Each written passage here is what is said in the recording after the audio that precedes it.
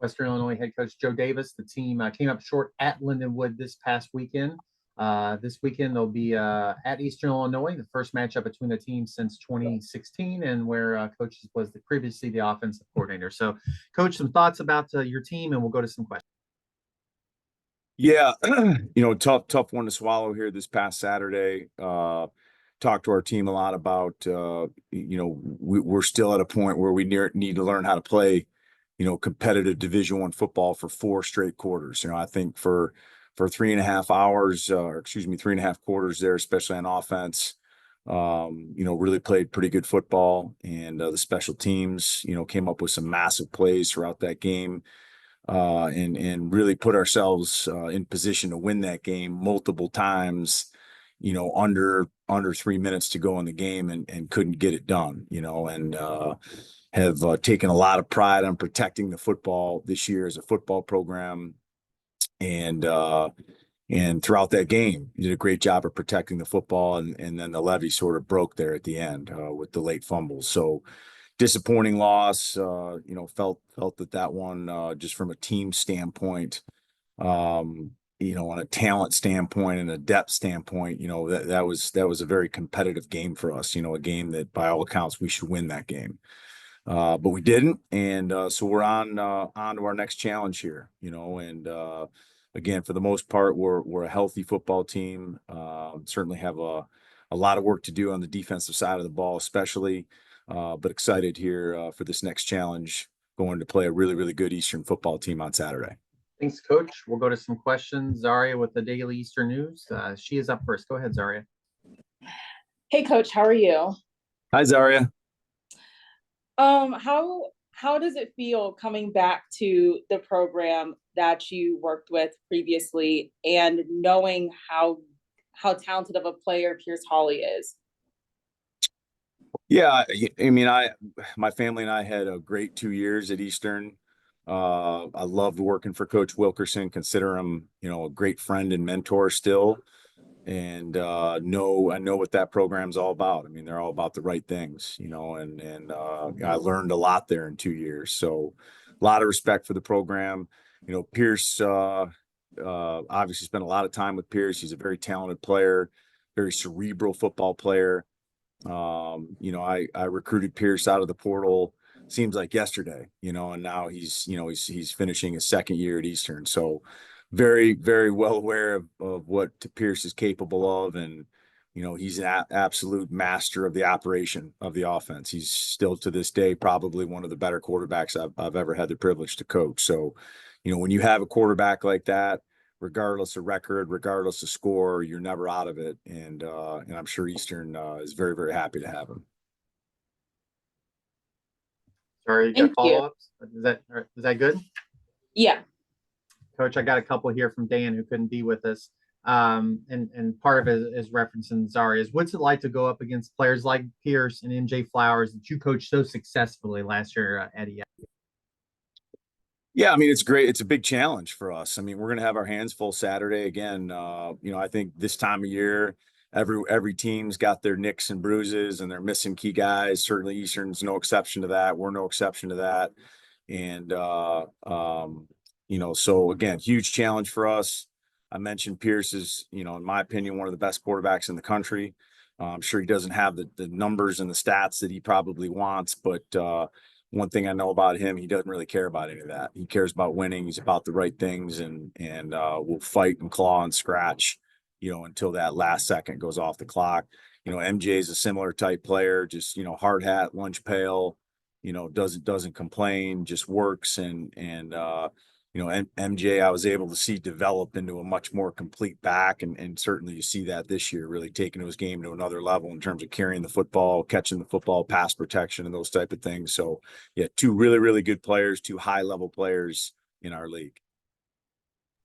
He also wanted to know, you've quickly developed some success at Western this year. What do you contribute some of the wins to this year?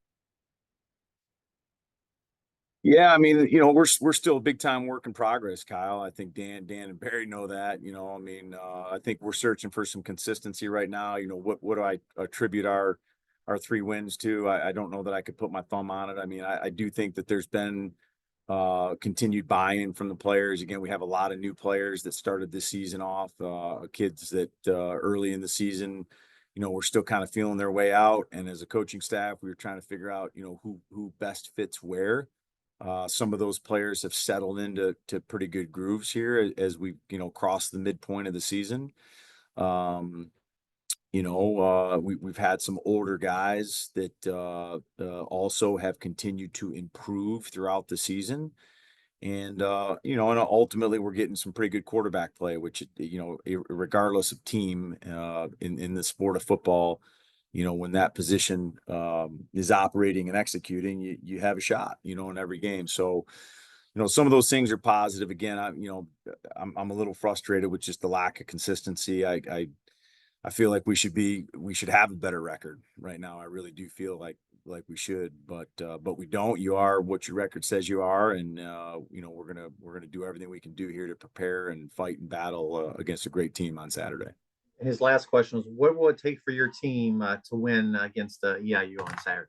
Yeah, I mean, it's our three keys to victory. It doesn't change. It's regardless of opponent. It's, we basically boil the game down to three battles. It's win the turnover battle, it's win the battle for explosive plays, and it's win the battle for high ground. That'll never change as long as I'm the head coach here. And those are all ultimately controllables, and things that we can really focus on, and their team goals. All three facets of our football team, all three phases, have a direct hand in those three battles, every single game. And so be a big emphasis for us this Saturday, and certainly going to have to, focus and be intentional on winning those battles to have a shot to beat Eastern.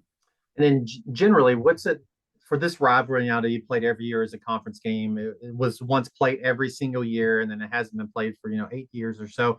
What does it just mean for these two programs to play each other and develop a rivalry and and make it a big deal?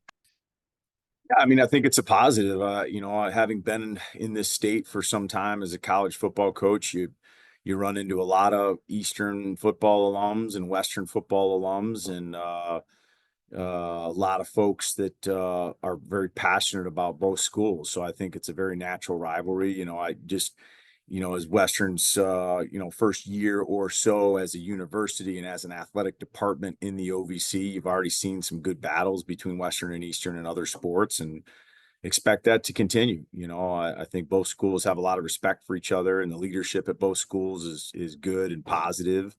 And certainly see Eastern a lot on the recruiting trail, and I know we as a coaching staff have a lot of respect for their coaching staff and what Coach Wilkerson's been able to do there. So again, absolutely agree. I think it'll continue to maybe be the rivalry that it once was, so excited to see that continue to develop. Last question, we'll let you go. I know he would have rather had a win, but can you talk about Nate Lamb's performance against Linden?